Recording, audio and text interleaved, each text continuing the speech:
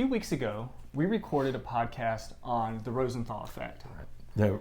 And that video did not work out very well. There were some technological issues that we did not realize until after we had recorded it. So, just a little bit of behind the scenes, because our schedules are so ridiculous. We try to record several podcasts at a time, and so we recorded this Rosenthal podcast, and then we recorded another one afterwards. And when we referred to the Rosenthal podcast in the second video, even though the first Rosenthal video never made it to the air. So we're here again today to try to re-record the Rosenthal effect podcast. And we hope that it works. We hope that it does. We still don't have a producer or anybody that can watch the computer as we're recording to let us know if there's any. That's one of the problems here in our new arrangement, because we have absconded. We've taken over what we used to use as a podcast room. Right.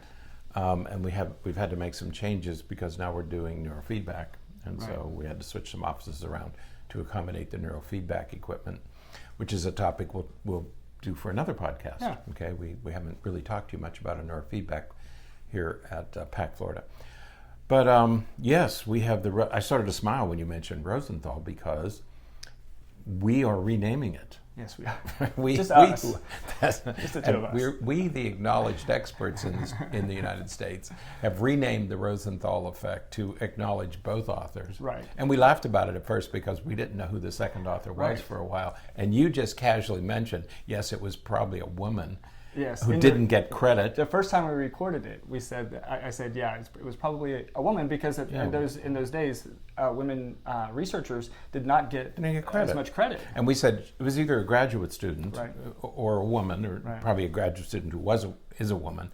And lo and behold, it was a woman. That's exactly what happened. Is that Carol Jacobson? Carol Jacobson, right. So it's the Rosenthal-Jacobson effect. Yeah. That's what we're talking about the 60s. People always talk about the 60s, and that was before Title IX and before women's rights. And women's rights, we're moving towards women's rights in the new millennium. Yeah. Perhaps we'll get there by mid-century. We're not sure. Oh, so frustrating. So anyway, this is about the Rosenthal. What prompted this article was there was a recent study done, which once again visited this topic, because we are no longer allowed to do the kind of study that Rosenthal and Jacobson did. Right. Yeah. There are a slew of studies that are sort of the seminal studies, the hallmark studies in psychology, that we just would not ever be allowed to do again. We can teach about them, but we can't redo those studies. We're not allowed. Interestingly, some of them were recent enough where we actually have video footage of them. Right. But yeah, we couldn't redo them. So we can see them, and we can teach about them, and we can build new studies sort of upon the principles that those studies taught us. But the study that Rosenthal and Jacobson did is not a study that we could redo, because what they did was they took a group of students, a group of teachers at a school in California, I believe it was. Right. And they told the teachers that there were certain students. Well, they tested all the students' IQ at the beginning of the school year. They gave them an IQ test at the beginning of before the beginning of the school year. Right. So they knew where all the students fell sort of on an IQ test.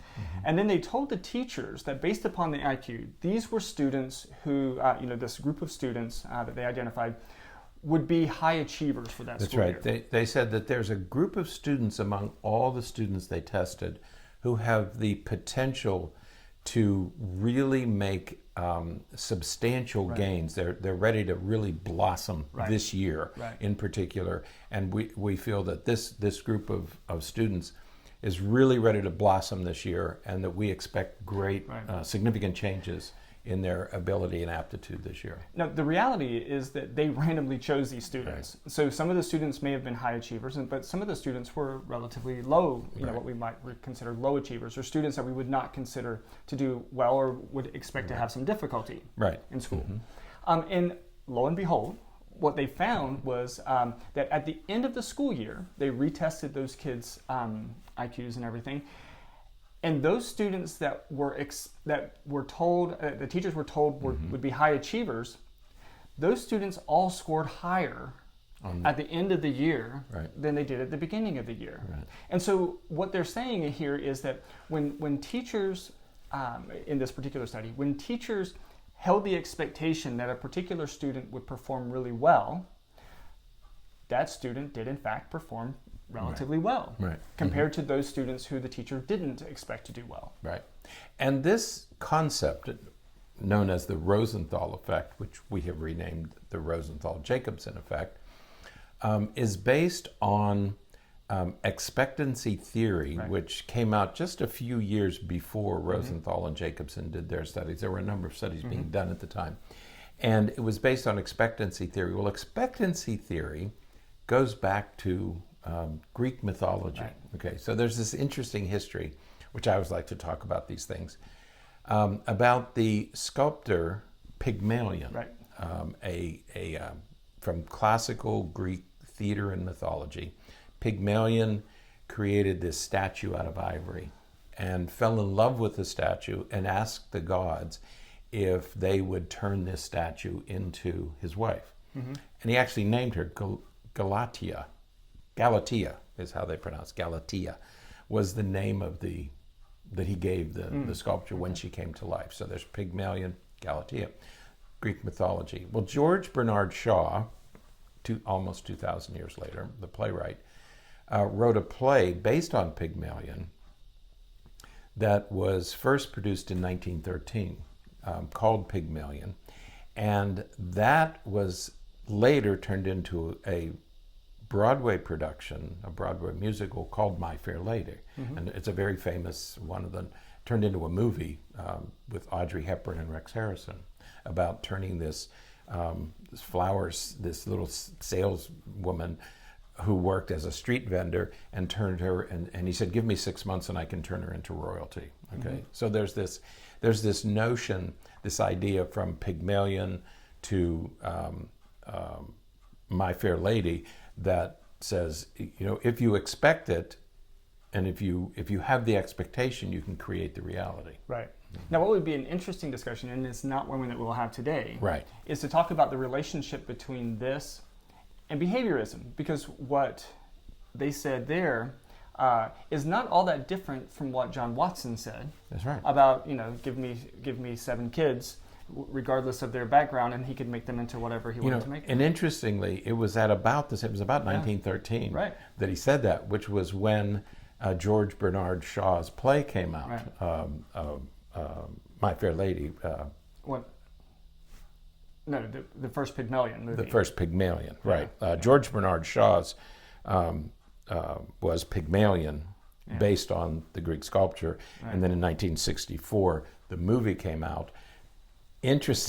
Another interesting juxtaposition is that My Fair Lady, the movie with Audrey Hepburn and Rex Harrison, came out in 1964, which is when Victor Vroom first talked about expectancy theory in the classroom. Right. Okay. And right around the time that Rosenthal and Jacobson were doing their study. And then Rosenthal and Jacobson just kind of syncs together. Did theirs in 1968, right? Yeah. So there's this curious juxtaposition of musicals and theater and what's happening in academia at about the same time. One day we're going to do a podcast on some other theories that began or has its roots in theater and has now found its way into psychology and sociology. And you're referring to? I'm referring to affect theory. Oh, yes, affect theory. I look back and we did a couple of podcasts. We did actually a series of 3 or 4 podcasts back in the summer of 2017. Is that when it was? On emotion. Yes. That long ago. Wow. And we talked about some of the different theories of emotion, and we started to hint at that. But that was before I knew anything about affect theory. Yeah, it's an interesting topic. We may need to end up having a guest with us to talk about affect theory just a little bit. Now, so what we're talking about here is expectancy theory. Right. If you expect it, it will occur. And the more recent study... Well, it's important that we're talking about this now because school's starting. That's right. That's why this whole thing came up. Right. That at the beginning of the school year, and we have a colleague in Scotland, And he did this. He was talking about the same thing this week because schools are starting there as well. And he sent out a text the other day that said, "I've recycled this article, but it was appropriate because school is starting, and so we want to remind everybody about this." And we're sort of doing the same thing. So Fraser, if you're listening, good work there in Scotland. And we still want to come to visit. So let us know when you're free. And I don't know how you're ever going to be free given all the things that you do. Right. But the more recent study was a writing class. Yeah. And after the papers were graded, the teacher wrote a single comment at the end. Right. So what they did was they took these students in this writing class, high school English class. Right. It was high school, I think. Yes. And yes, the teachers graded the papers, and then they randomly selected students. And at the end of their papers, they wrote, "I'm giving you this feedback because I believe in you." Correct. That's all it was. It was just one a sentence. Single sentence Right. at the end of just a randomly selected, and random selection is we're just going to pick 50 out of a hat. Right. Just we don't care who they are. Just we're going to take 25 papers out of a hat, and at the bottom of them, they wrote this single sentence. Right. I'm giving you this feedback because I believe in you. Right. So that was the end of that year. Right. Then the students go to the next school year. The next school year. The teachers in the new school year did not know who received that sentence and who didn't. Who got that feedback? Nobody. Versus they didn't those know. who didn't. Right. Only the researchers knew. Right. And so then they go through that school year. At the end of that school year, they had standardized tests. They had some step tests that the students had to take. The students who received that single sentence at the end of the previous school year scored higher on that end of year exam than students who didn't get that, on average. Right, that's right. So having that feedback, that positive feedback that somebody believes in them, is presumed to have had some effect on their overall performance the next school year. That's right. So again, we see this, just the expectation that you are expected to do better will make you do better, will induce you to do better.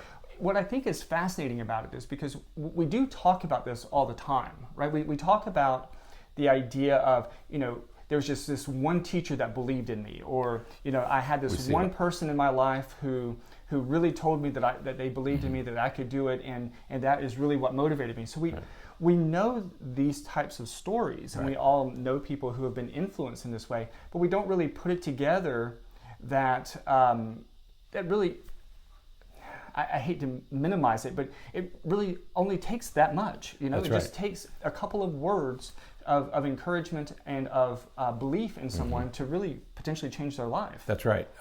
If you are constantly hearing negative messages, you tend to be negative. If you have your caretakers, whether they're parents or teachers or any authority figure, telling you that you can't, you probably won't. Yeah. Okay? On the other hand, if you're getting positive messages, particularly if they're accurate, and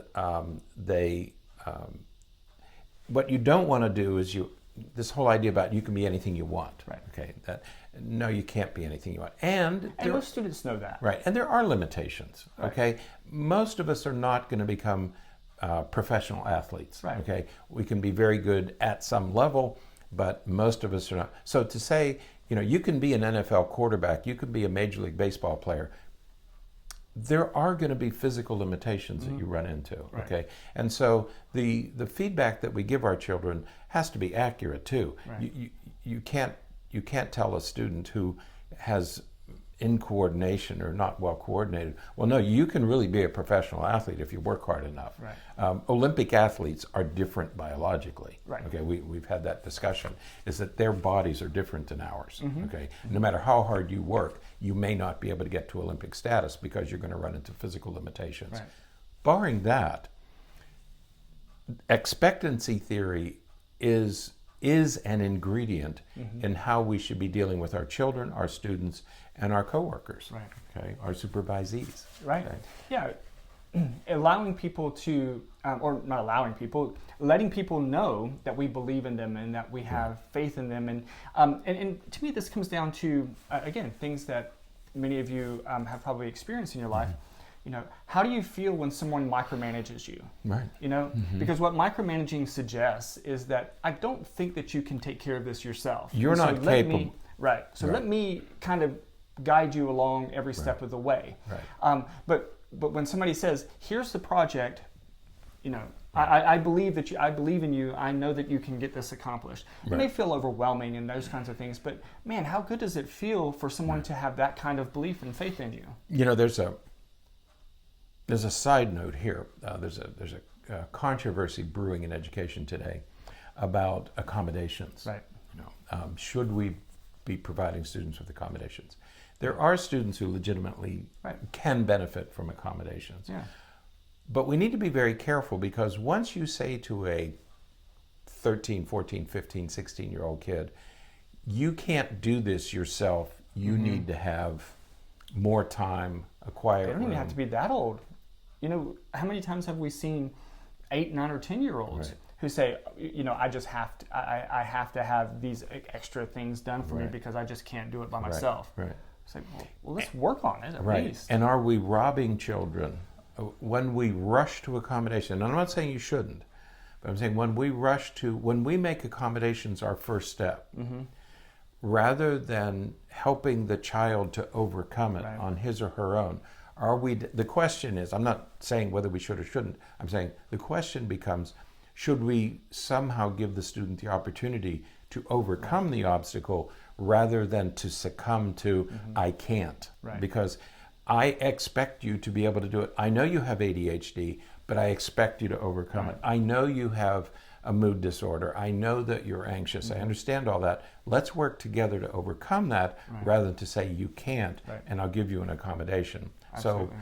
So not that 504 plans and accommodations and modifications aren't useful, but let's use them in a very mindful way, because we don't want to negate the value and the power of expectations, high expectations. Right, absolutely. So as we're starting out the school year, if you're a teacher, we know that you believe in your students. Make sure that they know that you believe in them. Parents, make sure that you let your kids know that you believe in them. It is likely to be a little bit more powerful, especially as the kids get a little bit older, for the teacher to believe in them than it is for the parents, because a lot of kids will get to the point where they say, well, you have to believe in me because you're my parent.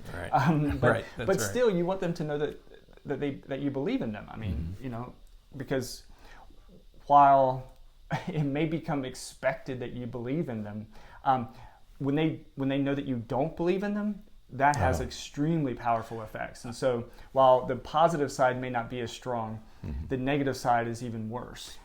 And now that we're there, the Pygmalion effect is high. I have this high expectation. The golem, Golem, the golem effect is I have a low expectation. Okay, so there's Pygmalion, Galatea, and golem, and all of those are going to exert an influence on how much enthusiasm and motivation a child brings to a task. So don't give them false hope. Don't give them false expectations. Give them high expectations. They'll achieve it. Yeah, absolutely. So, all right. So, good luck with the start of the school year. Yeah. We believe in you. So there you go, for whatever that's worth. So, all right. So until next time, stay happy, stay healthy, and forget to be afraid.